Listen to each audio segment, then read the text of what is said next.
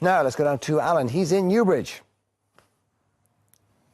Thank you very much, Mark. Yes, we are back here in Newbridge Silverware this morning, and with the party season in full swing, if you want to impress your friends, having them over and making some wonderful canapes like you see here in front of us, then you've come to the right place, because Natalie Collins here from the Silver Restaurant is going to show us how to do them. Good morning to you. Good morning, Alan. They look amazing. Thank you. And your friends would definitely be impressed They would. if you arrived and you start handing these out. Let's quickly go through them before we make them. What are the first ones here? This is a stick with Parma ham and Parmesan, and just before you serve them, this is a balsamic glaze, which is just a reduction of sugar and balsamic, and before you just drizzle it over to give it that effect. And it's a beautiful, simple canapé, which is easy for a Christmas morning.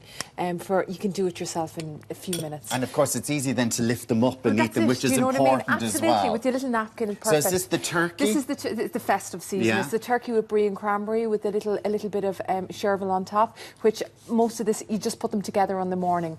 And this is a decadent dessert, which you do have to make in advance, yes, but I have to say. The decadent dessert. We were all looking at that this morning and I went, oh, look at this one. It's like a chocolate-rich ganache. It's got buttercream, eggs, it's got a chantilly cream, and on top it has a pistachio crust, which is just really luxurious and something for that special. We're going to make these ones. These are little palmiers. These are a French dessert. They can be done savoury, but for Christmas I've done it with a mince meat filling, which is a mince sort of like for mince pies. It's the filling of that. It's all about the presentation, and it looks gorgeous. And they're simple, very simple. These are little things you can buy, but I've stuffed them with feta cheese, harissa, and sun-dried tomato pesto, which is really good. And the final one?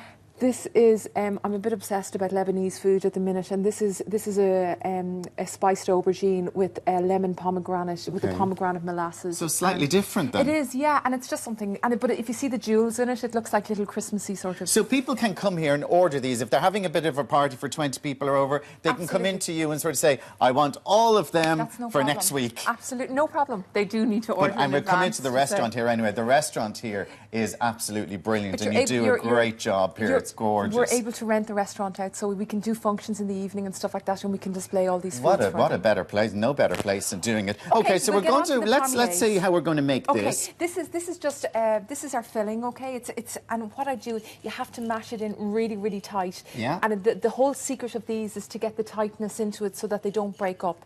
So when you've got that done, you just roll it to the end. If you see that. Yeah. If you see that, and then what you do is you roll it again. Okay. And then we roll it again, okay? And it's the tightness of it that keeps the circular, to keep the circular shape. Yeah. So then we do this side again. I'm bringing it in to match. Absolutely. So that's it like that, okay? But you need to get it tight, okay? So and then it's the cutting. See this? And what you do, if you put it as a glaze...